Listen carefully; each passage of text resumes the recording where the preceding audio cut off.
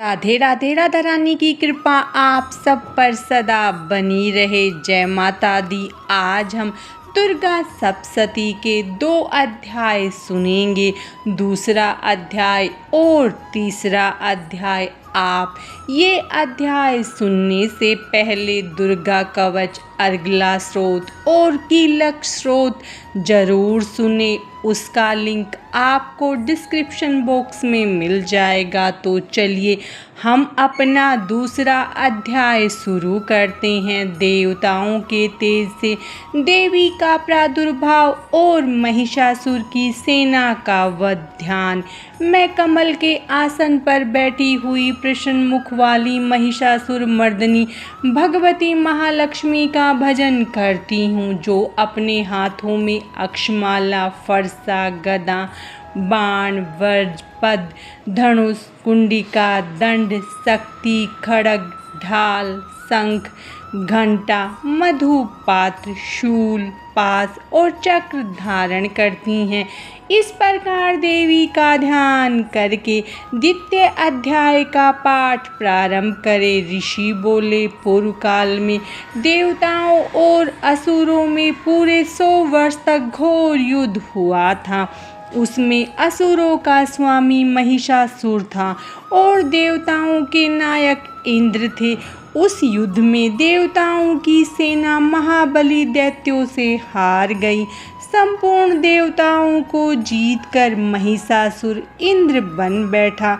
तब पराजित देवता ब्रह्मा जी को आगे करके उस स्थान पर गए जहाँ भगवान शंकर और भगवान विष्णु विराजमान थे। देवताओं ने महिषासुर के पराक्रम तथा अपनी पराजय का पूरा वृत्तांत उन दोनों देवेश्वरों से कह सुनाया। देवता बोले, भगवान महिषासुर सूर्य, इंद्र, अग्नि, वायु, चंद्रमा, यम, वरुण तथा अन्य सभी देवताओं के अधिकार छीनकर स्वयं ही सबका अधिष्ठाता बन बैठा है। उसने समस्त देवताओं को स्वर्ग से निकाल दिया है। अब वे मनुष्यों की भांति पृथ्वी पर विचरते हैं। दैत्यों की यह सारी करतूत हमने आप लोगों से कह सुनाई। अब हम आपकी ही शरण में आए हैं। उसके वध का कोई उपाय कीजिए। इस प्रकार देवताओं के वचन सुनकर भगवान विष्णु और शिव की भौहें क्रोध से तन गई। तब अत्यंत कोप से भरे हुए भगवान विष्णु के मुख से एक महान तेज प्रकट हुआ। उसी प्रकार ब्रह्मा जी, शंकर भगवान तथा इंद्र आदि अन्य देवताओं के शरीर से भी बड़ा भारी तेज निकला। वह सब तेज मिलकर एक हो गए। महान तेज का वह पुंज जलते हुए पहाड़ सा जान पड़ता था। देवताओं ने देखा वहाँ उसकी ज्वालाएं संपूर्ण दिशाओं में व्याप्त हो रही थी। संपूर्ण देवताओं के शरीर से प्रकट हुए उस तेज की कहीं तुलना नहीं थी। एकत्रित होने पर वह एक नारी के रूप में आ गया और उसके प्रकाश से तीनों लोग प्रकाशवान हो उठे। भगवान शंकर का जो तेज था उससे उस देवी का मुख प्रकट हुआ। यमराज के तेज से उसके सिर के बाल निकल आए। श्री भगवान विष्णु के तेज से उसकी भुजाएं उत्पन्न हुई। चंद्रमा के तेज से दोनों शतनों का, इंद्र के तेज से कटी प्रदेश का, वरुण के तेज से जंगा और पिंडली तथा पृथ्वी के तेज से नितम भाग प्रकट हुआ। ब्रह्मा के तेज से दोनों चरण और सूर्य के तेज से उनकी उंगलियां बनी। वसुओं के तेज से हाथों की उंगलियां और कुबेर के तेज से नासिका प्रकट हुई। उसके दांत प्रजापति के तेज से और तीनों नेत्र अग्नि के तेज से प्रकट हुए थे। उनकी भौहें संध्या के और कान वायु के तेज से उत्पन्न हुए थे। इसी प्रकार अन्य देवगणों के तेज से भी उस कल्याणमयी देवी का आविर्भाव हुआ था। समस्त देवताओं के तेज उनसे प्रकट हुई देवी को देखकर महिषासुर के सताए हुए देवता बहुत प्रसन्न हुए। पिनाकधारी भगवान शंकर ने अपने शूल से एक शूल निकालकर उन्हें दिया। भगवान विष्णु ने भी अपने चक्र से एक चक्र उत्पन्न करके भगवती को दिया। वरुण ने शंख, अग्नि ने शक्ति, वायु ने धनुष तथा बाण से भरे हुए 2 तरकस दिए। सहस्त्र नेत्रों वाले देवराज इंद्र ने अपने वज्र से उत्पन्न करके एक वज्र और ऐरावत हाथी से उतार कर एक घंटा भी दिया। यमराज ने काल से दंड, वरुण ने पास, प्रजापति ने सप्तिकाक्ष की माला तथा ब्रह्मा जी ने कमंडलू भेंट किया। सूर्य ने देवी के समस्त रोमकूपों में अपनी किरणों का तेज भर दिया। काल ने उन्हें चमकती हुई ढाल और तलवार दी। क्षीर सागर ने उज्ज्वल हार तथा कभी पुराने न होने वाले 2 दिव्य वस्त्र भेंट किए। साथ ही उन्होंने दिव्य चूड़ामणि, 2 कुंडल, कड़े, उज्ज्वल अर्धचंद्र, सब बाहों के लिए बाजूबंद, दोनों चरणों के लिए नुपुर, गले की सुंदर हंसली और सब उंगलियों में पहनने के लिए रत्नों की बनी हुई अंगूठियां भी दी। विश्वकर्मा ने उन्हें फरसा तथा अनेक प्रकार के अस्त्र और अभेद कवच दिए। उनके सिवा गले में पहनने के लिए कभी न कुम्हलाने वाली कमलों की मालाएं दी। समुद्र ने सुंदर कमल का फूल, हिमालय ने सवारी के लिए सिंह तथा भांति भांति के रत्न समर्पित किए। कुबेर ने मधु से भरा पान पात्र दिया तथा नागों के राजा शेष ने, जो इस पृथ्वी को धारण करते हैं, नागहार भेंट दिया जिसमें बहुमूल्य रत्न जड़े हुए थे। इसी प्रकार अन्य देवताओं ने भी आभूषण और अस्त्र शस्त्र देकर देवी का सम्मान किया। तब देवी भगवती ने बारंबार अट्टास पूर्वक उच्च स्वर से गर्जना की। उनके भयंकर सिंहनाद से आकाश भी गुंजयमान हो उठा। उसकी प्रतिध्वनि से संपूर्ण विश्व में हलचल मच गई और समुद्र कांप उठे, पृथ्वी डोलने लगी और समस्त पर्वत हिलने लगे। उस समय देवताओं ने अत्यंत प्रसन्नता के साथ सिंहवासिनी भवानी की जय जयकार की तथा महर्षियों ने भक्ति भाव से देवी की स्तुति की। देवताओं के शत्रु असुर संपूर्ण त्रिलोकी को शोकग्रस्त देखकर अपनी सारी सेना को कवच आदि से सुसज्जित कर अस्त्र शस्त्र लेकर उठकर खड़े हो गए। महिषासुर क्रोध में भरकर बोला, अरे ये क्या हो रहा है? फिर वह संपूर्ण असुरों के साथ उस सिंहनाद की ओर दौड़ा। वहां पहुंचकर उसने देवी को देखा, जो अपनी प्रभा से तीनों लोकों को प्रकाशित कर रही थी। उनके चरणों के भार से पृथ्वी दबी जा रही थी। माथे के मुकुट से आकाश में रेखा सी खींची जा रही थी तथा वे अपने धनुष की टंकार से सातों पातालों को कंपमान कर रही थी। देवी अपनी हजारों भुजाओं से संपूर्ण दिशाओं को ढके हुए थी। तब उन देवी के साथ दैत्यों का युद्ध छिड़ गया। नाना प्रकार के अस्त्र शस्त्रों के प्रभाव से संपूर्ण दिशाएं गूंज उठी। चिरक्षु नामक महान असुर महिषासुर का सेना नायक था। वह देवी के साथ युद्ध करने लगा। दैत्यों की चतुरंगिनी सेना साथ लेकर चामर भी लड़ने लगा। 60,000 रथियों के साथ आकर उद्रक नामक महादैत्य भी युद्ध में कूद पड़ा। 1 करोड़ रथियों को साथ लेकर महाहनु नामक दैत्य भी युद्ध करने लगा, जिसके रोए तलवार के समान तीखे थे। वह असीलोमा नामक महादैत्य 5 करोड़ रथी सैनिकों के सहित युद्ध में आ डटा। 60 लाख रथियों के साथ घिरा हुआ वास्कल नामक दैत्य भी उस समर भूमि में लड़ने लगा। परिवारित नामक राक्षस हाथी सवार और घुड़सवारों के अनेक दलों तथा 1 करोड़ रथियों की सेना लेकर युद्ध करने लगा। विडाल नामक दैत्य 5 अरब रथियों को साथ लेकर मारकाट मचाने लगा। इनके अतिरिक्त और भी हजारों महादैत्य रथ, हाथी और घोड़ों की सेनाएं साथ लेकर देवी के साथ युद्ध करने लगे। स्वयं महिषासुर उस रणभूमि में करोड़ों रथ, हाथी और घोड़ों की सेना से घिरा हुआ खड़ा था।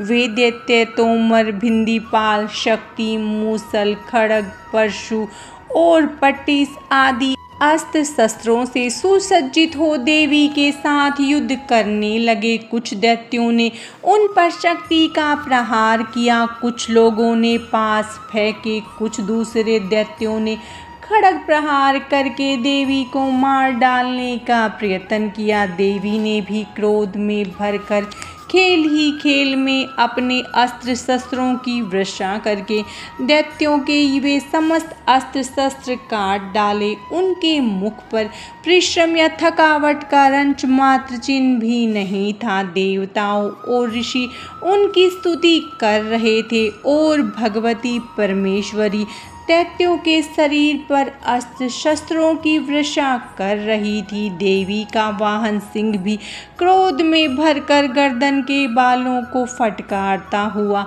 असुरों की सेना में इस प्रकार घूमने लगा, मानो वन में अग्नि की लपटें फैलती जा रही हो। रण क्षेत्र में दैत्यों के साथ युद्ध करती हुई अंबिका देवी ने जितने निश्वास छोड़े वे सभी तत्काल सैकड़ों हजारों गण के रूप में प्रकट हो गए और परशु, भिंदीपाल, खड्ग, पट्टिस आदि अस्त्रों द्वारा असुरों का सफाया करने लगे। अन्य गण नगाड़ा और शंख आदि बजाने लगे। उस संग्राम महोत्सव में अनेक गण मृदंग बजा रहे थे। तब देवी ने त्रिशूल से, गदा से, शक्ति की वर्षा से और खड्ग आदि से सैकड़ों दैत्यों का संहार कर डाला। कितनों को घंटे के भयंकर नाद से मूर्छित करके मार गिराया। बहुतेरे दैत्यों को पास से बांधकर धरती पर घसीटा। कितने ही दैत्य उनकी तीखी तलवार की मार से दो दो टुकड़े हो गए। कितने ही गदा की चोट से घायल होकर धरती पर सो गए। कितने ही मूसल की मार से घायल होकर रक्त की उल्टी करने लगे। कुछ दैत्य शूल की मार से छाती फट जाने के कारण पृथ्वी पर ढेर हो गए। बाणों की वृष्टि से कितने ही असुरों की कमर टूट गई। बाज की तरह झपटने वाले देवताओं को सताने वाले दैत्यगण प्राणों से हाथ धोने लगे।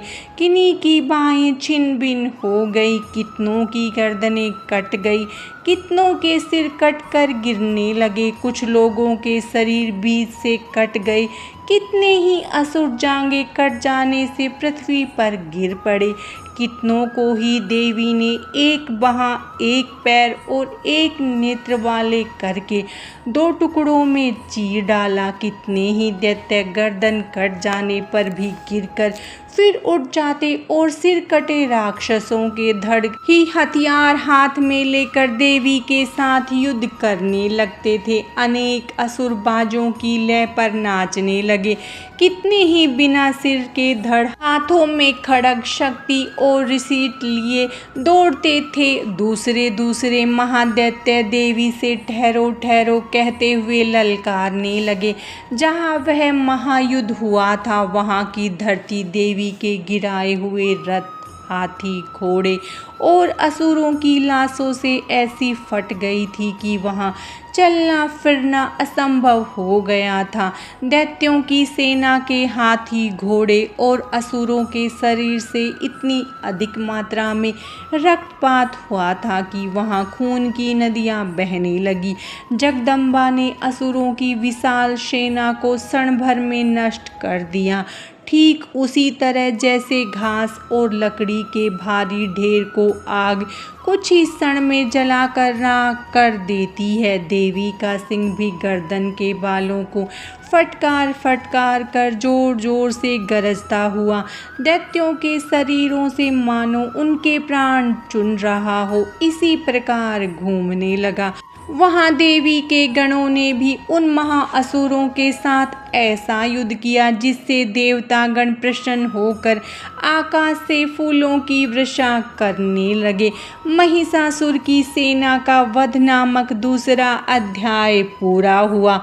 अब हम दुर्गा सप्तशती का तीसरा अध्याय सुनेंगे। सेनापतियों सहित महिषासुर का वध।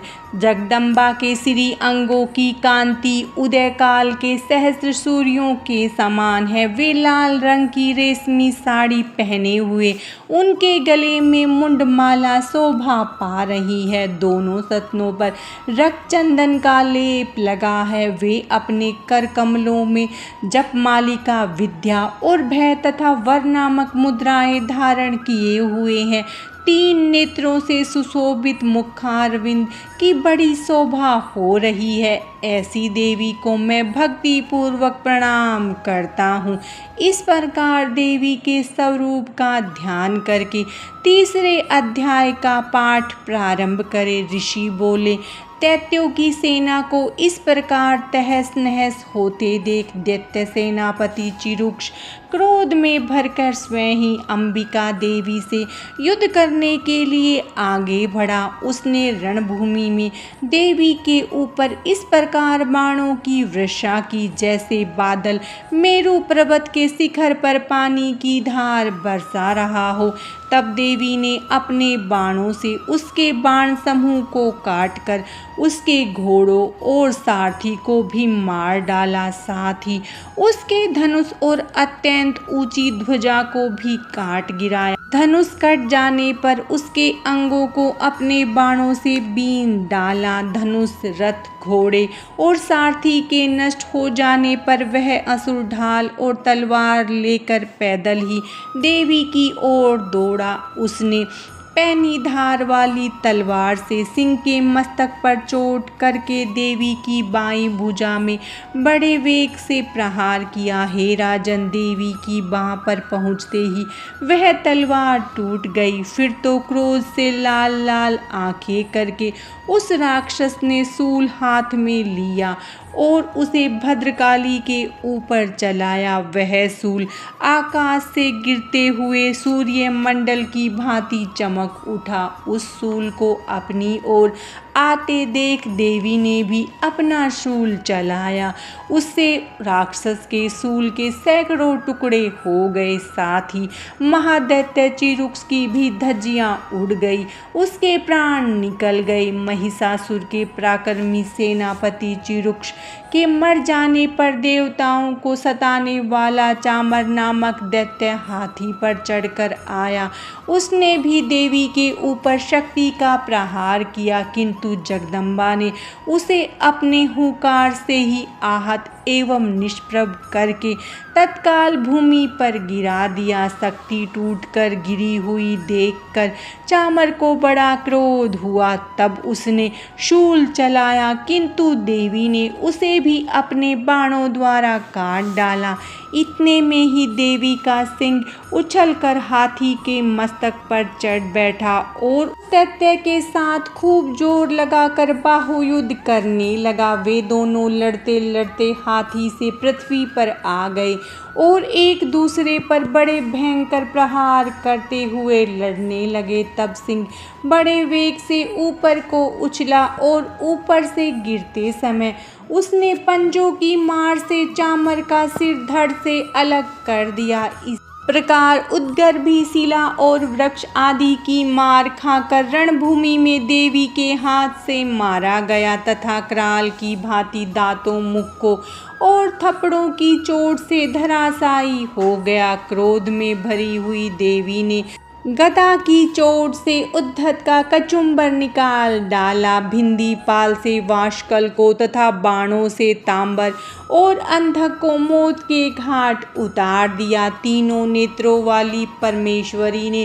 त्रिशूल से उर्गाशय, उग्रीव्य और महाहनु नामक दैत्य को मार डाला। तलवार के प्रहार से विडाल के सिर को धड़ से अलग कर दिया। दुर्धर, दुर्मुख इन दोनों को भी अपने बाणों से यमलोक भेज दिया। इसी प्रकार अपनी सेना का संहार होता देख महिषासुर ने भैंसे का रूप धारण करके देवी के गणों को त्रास देना आरंभ कर दिया। किन्हीं को थुथुन से मारकर, किन्हीं के ऊपर खुरों का प्रहार करके, किन्हीं किन्हीं को मूंछों से चोट पहुंचाकर, कुछ को सींगों से फाड़कर, कुछ गणों को वेग से, किन्हीं को सिंहनाद से, कुछ को चक्कर देकर और कितनों को निश्वास वायु के झोंकों से धरती पर गिरा दिया। इसी प्रकार गणों की सेना को गिराकर वह असुर देवी के सिंह को मारने के लिए झपटा। इससे जगदम्बा को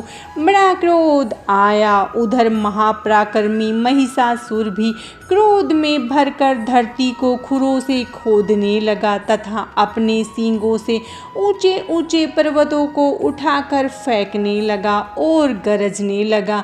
उसके वेग से चक्कर देने के कारण पृथ्वी क्षुब्ध होकर फटने लगी। उसकी मूंछों से टकराकर समुद्र सब ओर से धरती को डुबोने लगा। हिलते हुए सींगों के आघात से बादलों के टुकड़े हो गए। उसके श्वास की प्रचंड वायु के वेग से उड़े हुए सैकड़ों पर्वत आकाश से गिरने लगे। इस प्रकार क्रोध से भरे हुए उस महादैत्य को अपनी ओर आते देख चंडिका उसका वध करने के लिए क्रोध में भर गई। उन्होंने पास फेंककर उस महान असुर को बांध लिया। उस महासंग्राम में बन जाने पर वह भैंसे का रूप त्याग कर तत्काल सिंह के रूप में प्रकट हुआ। उस अवस्था में जगदम्बा ज्यों ही उसका मस्तक काटने के लिए उद्यत हुई, त्यों ही वह खड्गधारी पुरुष के रूप में दिखाई देने लगा। तब देवी ने तुरंत ही बाणों की वर्षा करके ढाल और तलवार के साथ उस पुरुष को भी बीन डाला। तब उस दैत्य ने एक विशाल हाथी का रूप धारण कर लिया तथा अपनी सूंड से देवी के विशाल सिंह को खींचने और गरजने लगा। खींचते समय देवी ने तलवार से उसकी सूंड काट डाली। तब वह दैत्य पुनः भैंसे का शरीर धारण करके चराचर प्राणियों सहित तीनों लोकों को सताने लगा। तब क्रोध में भरी हुई जगन माता चंडिका बारंबार उत्तम मधु का पान करने और लाल आंखें करके हंसने लगी। उधर वह बल और पराक्रम के मद से उन्मत्त हुआ राक्षस गरजने लगा और अपने सींगों से चंडी के ऊपर पर्वतों को फेंकने लगा। उस समय देवी अपने बाणों से उसके फेंके हुए पर्वत को चूर्ण करती हुई बोली। बोलते समय उनका मुख मधु के मद से लाल हो रहा था और वाणी लड़खड़ा रही थी। देवी ने कहा, अरे मूढ़, जब तक मैं जी भर कर मधुपान न कर लूँ तब तक तू क्षण भर के लिए खूब गरज ले। मेरे हाथ से ही तेरी मृत्यु हो जाने पर अब शीघ्र ही देवता भी गर्जना करेंगे। ऋषि बोले। ऐसा कहकर देवी उछली और उस महादैत्य के ऊपर चढ़ गई। फिर अपने पैर से उसे दबाकर उन्होंने सूल से उसकी गर्दन पर प्रहार किया। उनके पैर से दबा होने पर भी महिषासुर अपने मुख से दूसरे रूप में बाहर निकलने का प्रयत्न करने लगा। अभी आधे शरीर से ही वह बाहर निकल पाया था कि देवी ने अपने पराक्रम से उसे रोक दिया। आधा निकला होने पर भी वह असुर देवी से युद्ध करने लगा। तब देवी ने अपनी तेज तलवार से उसका सिर काट गिराया। तो फिर हाहाकार करती हुई दैत्यों की सारी सेना भाग गई और देवताओं की प्रसन्नता का पारावार न रहा। देवताओं ने दिव्य महर्षियों के साथ दुर्गा देवी की स्तुति की। गंधर्वराज गायन करने लगे तथा अप्सराएं नाचने लगी। महिषासुर वध नामक तीसरा अध्याय पूरा हुआ। माता रानी की कृपा आप सब पर सदा बनी रहे। जय माता दी। राधे।